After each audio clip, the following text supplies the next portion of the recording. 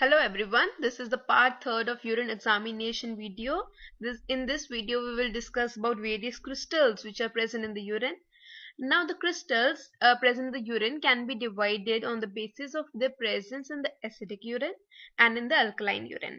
So naming the crystals which are present in the acidic urine, these are like calcium oxalate, uric acid crystals, tyrosine, cysteine, leucine, cholesterol, sulfonamide, and the crystals which are present in the alkaline urine, those are ammonium phosphate, triple phosphate, calcium carbonate, ammonium biurate, and calcium phosphate. Now we will discuss each crystal one by one. Going first to the calcium oxalate crystal. These are most commonly present in the urine and they are normally present. So how do they appear? They appear, here we can see they are colorless and refractile and they have a characteristic envelope-like structure. Okay, the second form of the calcium oxalate crystal is dumbbell shape.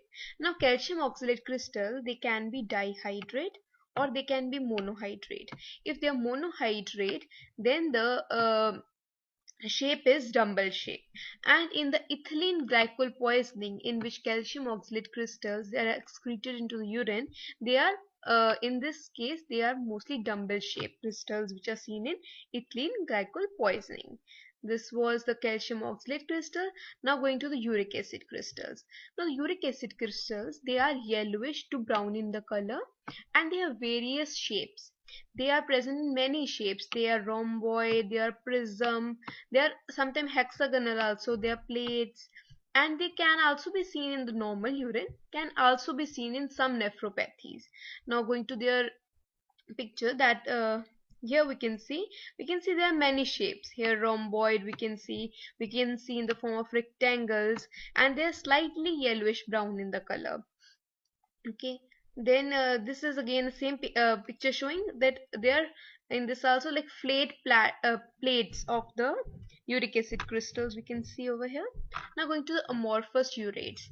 Now amorphous means they don't have a particular morphology, they just give a cloudy appearance to the urine specimen. And urates, if they are present, they dissolve on heating and they are seen in some patients which are suffering from gout. Also there is one more amorphous form, there is amorphous phosphates, they dissolve on addition of acetic acid. Okay, this was about amorphous urates. Now going to leucine crystals. Now these leucine crystals, they're not normally present in the urine. Like we discussed about calcium oxalate, uric acid crystals, they're normally present. These are not normally present, and the appearance of the crystal, it is yellowish brown, spherical in the shape. It has a concentric rings on the outer edge and radial striations in the center, and it can be seen in amino acid metabolism disorders. Okay, now going to another crystal, cysteine crystals. Now cysteine crystals, they are here we can see they are colorless, they are plates and they are hexagonal in shape. They have some have equal sides, some have unequal sides, and they are present in cases of cystinuria or any hereditary metabolic disorders involving cysteine metabolism. Now going to tyrosine crystal, they have a typical shape, and the typical shape is that of a needles. They have fine needles and they are present in acidic urine. The crystals we are discussing here, they are mostly present in the acidic urine now until now, and they are seen in cases of tyrosinemia and in which tyrosine metabolism defects are present. They are seen in that. Now going to another crystals, cholesterol crystals. They have also a typical picture. You can see this is a cholesterol crystal. Okay, how they appear is they are colorless, they are rectangular, but they have a notch in one or more corners. Where we can see this is a notch which is present. Okay, and it is seen in nephrotic syndrome or in some disorders in which lipiduria is there or chyluria is there. There is filariasis or any lymphatic obstruction due to any cause, the cholesterol crystals can be seen. Also along with oval fat bodies can also be present. There are more crystals known as sulfonamide crystals. You can see here it is a typical shape of sulfonamide crystal, and it is seen normally after administration of sulfonamide antibiotics. It is seen after that. Now going to crystal present in the alkaline urine. This was the acidic urine once. Going to the alkaline urine, triple phosphate, also known as true white stones.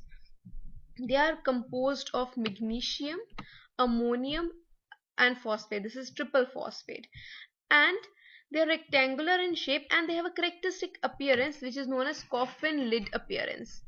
Okay, and they're mostly seen after bacterial urinary infection caused by urea splitting bacteria.